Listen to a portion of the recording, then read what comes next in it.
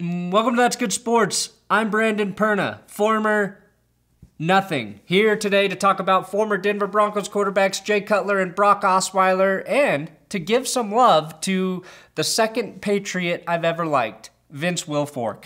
The first, of course, being Heath Ledger as a Patriot in the movie The Patriot. The football universe needs to thank the Miami Dolphins for saving all of our ears from the audible assault of unenthusiastic, indifferent, apathetic, lukewarm, subdued, cursory, tepid football wordsmithing they would have received had we been forced to listen to Jay the half-heart Cutler talk about football all year long.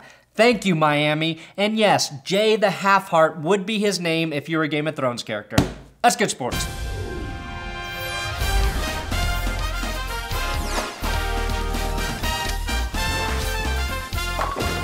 I gotta give a huge big dick shout out to Joseph Spath for his $50 donation on Patreon.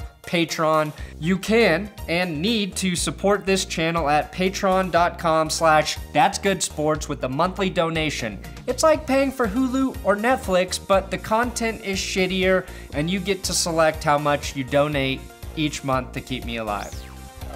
After Ryan Tannehill suffered a knee injury on Tom Brady's birthday, the Miami Dolphins have decided to pay Jay Cutler $10 million for 1 year to come out of retirement and quarterback the team. Whether or not you believe Jay will have success in Miami, talk idiot, one thing is a fact. He has the chance to set the record for ruining the most head coaching careers for former Broncos coaches. He killed Josh McDaniels. John Fox has to be on the hot seat in Chicago, and he could take down Adam Gase if he implodes this Miami team. Now that is elite QBing. I think the social media consensus is that the Dolphins are fucking idiots for signing Jay Cutler.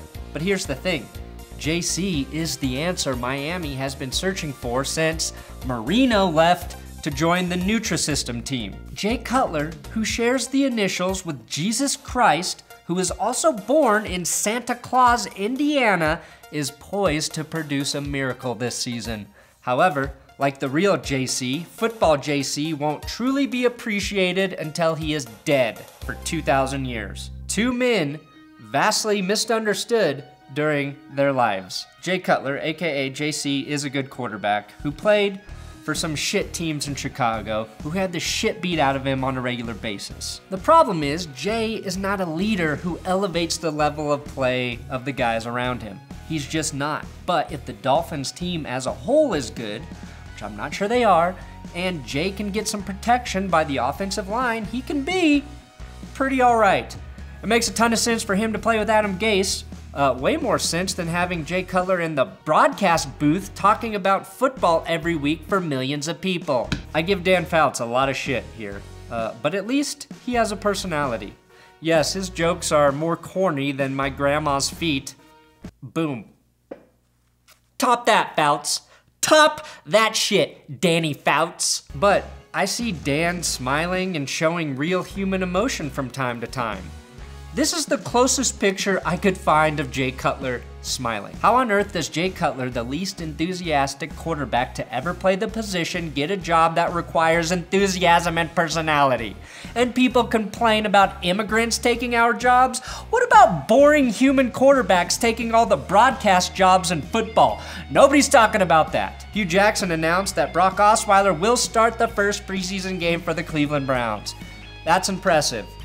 Well, it's not impressive in the matter that he beat out Deshaun Kaiser, Cody Kessler, Kevin Hogan, the nobodies of the who's who in the NFL. It's impressive as many of us believed the Browns were going to cut or trade Brock before the season even started. I'm not surprised about this though. Brock Osweiler is reuniting with punter Britton Colquitt, the real man behind Brock's success in Denver. Think I'm crazy? Well, the Broncos haven't been back to the playoffs since Brock and Britton were on the team. Just pointing out some interesting facts here.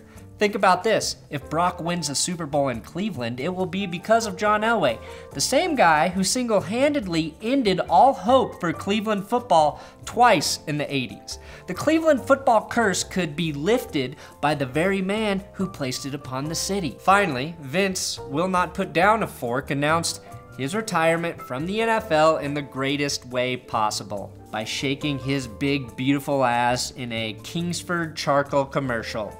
How can you not love a giant man who can heel click and owns a hat that just reads ribs? I need a hat that just says tacos.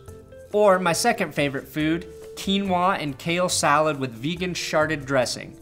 Sounds like a long title, but if Make America Great Again can fit on a hat, so can this. This episode is sponsored by SeatGeek. It's my favorite app to order tickets to Broncos games on and senior citizen mud wrestling events. You can download the SeatGeek app with the link in my description and use my promo code ThatsGood, all one word, That's Good, to get $20 off your first order. $20! You won't find a discount like that anywhere else. SeatGeek ranks all of its ticket prices so you know whether you're getting a good deal or not, and you can preview your seat with photos for a POV before you buy. That's point of view if you didn't know. That's good, promo code SeatGeek, do it when you need tickets, and thank me later. Thanks for watching another episode of That's Good Sports. Make sure you subscribe here. Give me a follow on Twitter at Brandon Perna. And if you can share these videos on social media, I know I'm asking a lot. Patreon, SeatGeek, but really, if you can't do either of those, just share the videos. That helps me a lot. Like the way vitamin C helps with scabies.